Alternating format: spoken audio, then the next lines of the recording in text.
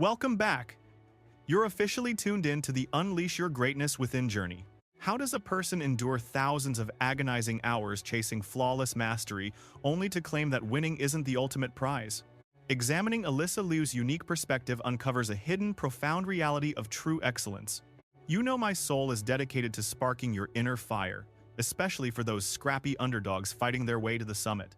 Feeling like the jump to legendary status is simply impossible? Go browse motivategreatnesswithin.com or check out DJ Hoy. He insists that combining fierce ambition with relentless grit and a heart for service makes any impossible dream an achievable reality. In today's footage, I'm breaking down the exact mental blueprint that defines a champion's soul. Alysa views existence, elite athleticism, and the art of the show through a completely unconventional and refreshing lens. This paradigm shift is incredibly potent. Honestly, I've been absolutely captivated for the last 24 hours. Following her Olympic victory, I've been obsessed dissecting her training, reading every article, and hanging on every word she speaks. Watch this revealing footage from a recent sit-down interview. Her coach, Philip, pointed out her utter disdain for the constant question, "Don't you ever feel the pressure?" People are baffled by her radiant spirit on the rink, wondering what fuels that infectious happiness during competition. Alysa describes a deep passion for unveiling her narrative, her craftsmanship, and the raw magic behind her creative journey.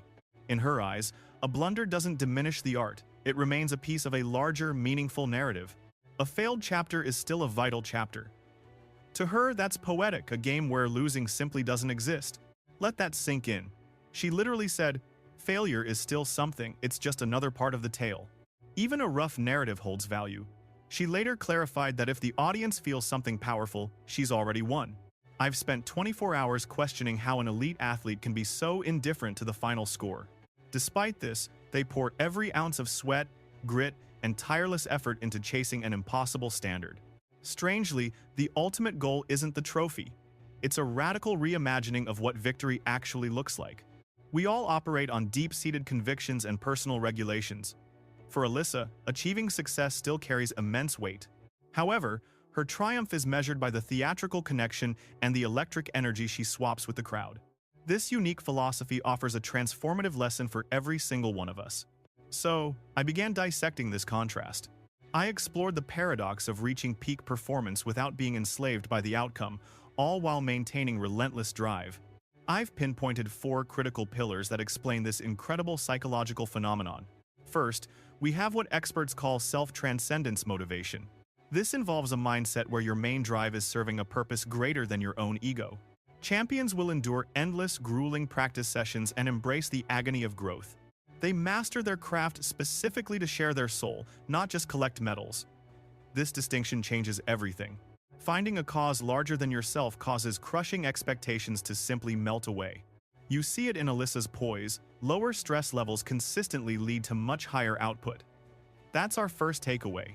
Next, psychologist Robert Vallerand differentiates between a healthy, balanced drive and a destructive, all-consuming obsession. I've actually produced several deep-dive videos exploring this exact psychological concept.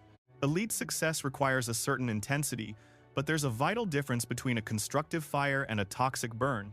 This researcher's findings perfectly illustrate that crucial internal conflict. Harmonious passion means being totally dedicated without letting a loss shatter your sense of self-worth. These individuals find joy instead of anxiety because their work mirrors their deepest core principles. Conversely, obsessive passion can lead to victory, but your very identity becomes hostage to the scoreboard. This path typically triggers massive stress, burnout, and a paralyzing fear of failing. This logic explains Alysa's willingness to endure thousands of hours of intense training. To her, even a mistake is a valuable chapter. That's why she'd constantly demand one more rep during practice. Witnesses noted that while others settled for good enough, she relentlessly pushed for one more attempt. Observers noted she requires no external engine, Alysa concurred, fueled by a self-ignited, unyielding resolve that burns with frightening intensity. The narrator dubbed her a fighter, but her admission of loving the grueling struggle left them utterly speechless. She explained that the friction makes her feel truly vibrant, a perspective the host finds electric, shifting us toward internal versus external sovereignty. World-class performers frequently redefine victory, rooting it deep within their own private, unshakable benchmarks of success. They anchor achievement in the raw excellence of preparation, the sanctity of total effort, and the birth of a soul-stirring, inspirational moment. Alysa thrives on this magic, finding purpose in lifting everyone around her. In a candid moment, she revealed that she scans the faces in the crowd mid-performance, all while maintaining her razor-sharp competitive trance. This leads to the final pillar, serving a mission, which ties directly back to that internal compass of agency and personal triumph. Step 4 involves an alchemy where two distinct core values finally fuse into one. Alysa obsesses over mastery, yet she hungers for deep significance. This internal war was clear when her desire to return to the rink initially vanished. At 13, having just claimed a world title, she retreated from the blinding lights, finding a strange sanctuary in the quiet of the pandemic. She eventually confessed on 60 Minutes that this hiatus was her first taste of genuine peace, prompting her to essentially sever all ties with the skating world. Inwardly, she admitted later that she craved that specific chemical rush again, despite knowing the heavy emotional price tag attached to that dopamine high. The host finds this theory gripping. The possibility of transforming professional labor into an automated, high-octane engine of pure, neurological reward. If every difficult task triggered a massive chemical spike, we would find ourselves obsessively chasing the work like a potent, intoxicating habit. We would perform because we are hungry for it, not because we are forced, which is the speaker's fundamental, driving argument. Profoundly moved, the narrator views Alysa as a masterpiece of mindset, blending a radiant attitude with a ruthless, high-performance drive. For her, refining her craft is essential. Yet her ultimate priority is the show captivating the audience, achieving excellence, and the thunderous validation of a job well done. It is never a matter of ego, but rather the infectious delight she spills into the hearts of those cheering her name. The host identifies this as her highest calling, noting that our lives are built on a hierarchy where certain values reign supreme.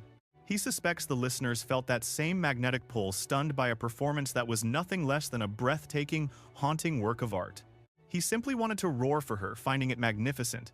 His final advice regarding our mental state is this: be consumed by passion, but never anchor your entire identity to the score. Instead, find the magic in the long journey and the daily grind. With a final wish for their success, the host challenges his listeners to venture out and finally set free their inherent brilliance,